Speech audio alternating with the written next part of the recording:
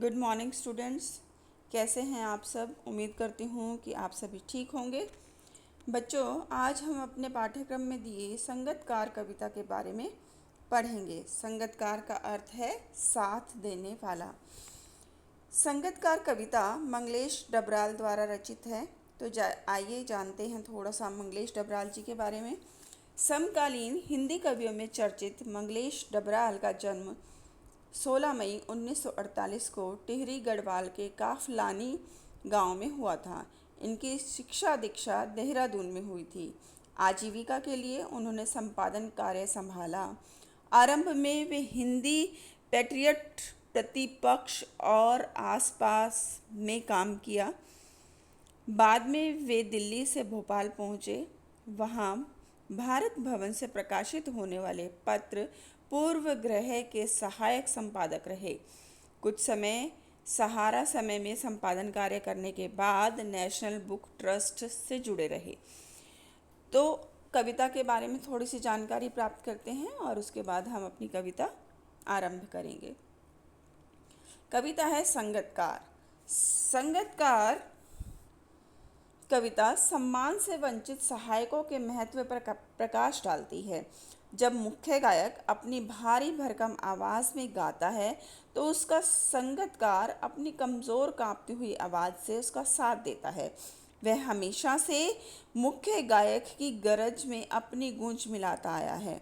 जब कभी मुख्य गायक किसी अंतरे को गाते गाते जटिल तानों में उलझ जाता है तब संगतकार ही स्थायी पंक्ति को पकड़े रहता है।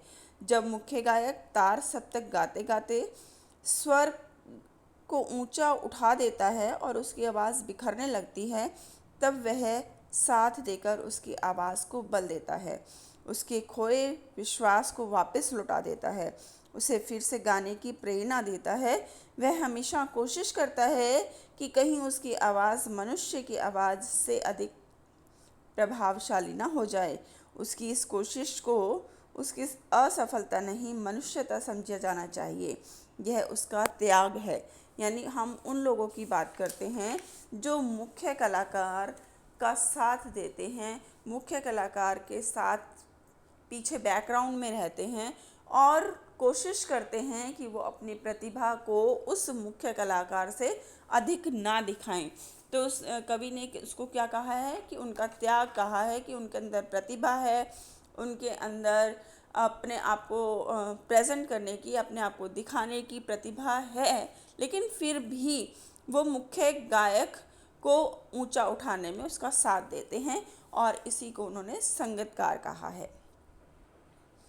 मुख्य गायक के चट्टान जैसे भारी स्वर का साथ देती वह आवाज़ सुंदर कमज़ोर कांपती हुई थी। वह मुख्य गायक का छोटा भाई यह उसका शिष्य या पैदल चलकर सीखने वाला दूर का कोई रिश्तेदार मुख्य गायक की गरज में वह अपनी गूंज मिलाता आया है प्राचीन काल से।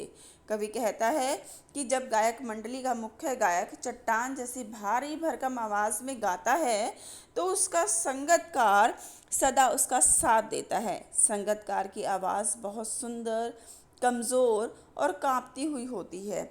वह संगतकार ऐसा जान पड़ता है मानो मुख्य गायक का छोटा भाई है, उसका कोई शिष्य है या कोई दूर का ऐसा रिश्तेदार जो पैदल चलकर उसके पास गीत सीखने आता है। यह संगतकार बहुत लंबे समय से मुख्य गायक की गरज में गूंज मिलाता आया है। नेक्स्ट पैराग्राफ देखें।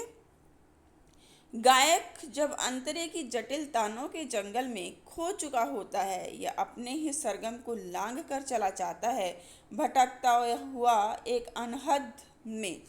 अब यहाँ पर क्या कहा है इन्होंने कि जब मुख्य गायक किसी गीत की मुख्य पंक्ति को गाने के बाद गाने के चरण को गाने लगता है, अब स्वरों के कठिन तानों में उलझकर खो जाता है, तब संगतकार ही स्थायी पंक्ति को संभालता है। वह मुख्य गायक को मूल स्वर में वापस लौटा देता है, मानो वह मुख्य गायक के पीछे छूटे हुए सामान को बिखेरता हुआ चला आ रहा है। तब संगतकार ही स्थायी को संभाले रहता है, जैसे सिमेटता हो मुख्य गायक का पीछे छूटा हुआ सामान, उसे याद दिलाता हो उसका बचपन जब वह नौसिखिया था। अब नौसिखिया क्या मतलब है, नया सीखने वाला।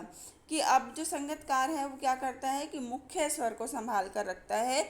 जब जो मुख्य गायक है वो अपने अंतरे की तानों में खो जाता है और उसका जो स्वर है वो भटकने लग जाता है, तब संगीतकार उसको समेटता हुआ, जैसे किसी गायक का पीछे सामान छूट जाता है और उसको समेटता हुआ संगीतकार उसके साथ साथ आगे बढ़ता हुआ चलता हुआ दिखाई देता है। उसी तरह से जो संगीतकार है वो मुख्य गायक के स्वर को संभालता हुआ गाने में उसका साथ देता है, जैसे उसे याद दिलाता हो कि उसका बचपन, जैसे जब वह नौसिखिया था, कि जब वह सीख रहा था मूल स्वर को, संगीत को जब वो सीखता था तो उसका जो स्वर है वो भूल जाया करता था, या ऊंचा नीचा स्वर जो है उसका हो जाया करता था। तो उसको नौसिखिया से मुख्य गायक तक जो भी समय लगा है उस की याद जो है वो मुख्य गायक को दिलाता है। तार सप्तक में जब बैठने लगता उसका गला, प्रेरणा साथ छोड़ती हुई, उत्साह अस्त होता हुआ, आवाज से राख जैसा कुछ गिरता हुआ, तभी मुख्य गायक को ढांढस बंधाता कहीं से चला आता है संगीतकार का स्वर। तार सप्तक क्या है, सरगम के ऊंचे स्वर जब गाते गाते बहुत ऊंचे स्वर में जो मुख्य गायक है वो पहुंच जाता है और वो अपने सुर से भटकने लगता है, तब कवि अब क्या कहता है कि जब कवि तार सप्तक में गाता है और ऊंचे स्वर में गाता है और उसका गला बोलते बोलते बैठने लग जाता है, गाने की इच्छा समाप्त हो जाती है, उत्साह भी मंद होने लगता है, आवाज़ डूबने लगती है, तब संगीतकार का स्वर मुख्य गायक को तसल्ली देता है, उसे संभालता है और उसके गले की को शक्ति देता है, उसके डूबते हुए स्वर को उत्साह देता है ताकि वह ठीक प्रकार से गा सके। ठीक है, नेक्स्ट है, कभी कभी वो यूं ही दे देता उसका साथ, यह बताने के लिए कि वह अकेला नहीं, और यह है कि वह फिर से गाया जा सकता है गाया जा चुका राग। ठीक है, अब क्या कहता है कि कभी कभी जो संगीतकार है वो उसका साथ जब दे रहा होता है तो उसको लगता है कि अपने मुख्य गायक को ये बताया जाए कि वह अकेला नहीं है, और उसके साथ अगर कुछ गलत हो जाता है, कुछ गलत स्वर गाया जा चुका है तो उसको फिर से गाया जा सकता है, उसे ठीक किया जा सकता है और उस को और अच्छे तरीके से उस स्वर को गाया जा सकता है। और उसकी आवाज़ में जो एक हिचक सुनाई देती है या अपने स्वर को ऊंचा ना उठने की जो कोशिश है, उसे विफलता नहीं सफलता उसकी मनुष्यता समझा जाना चाहिए। विफलता क्या है, असफलता, और मनुष्य क्या है, इंसानियत।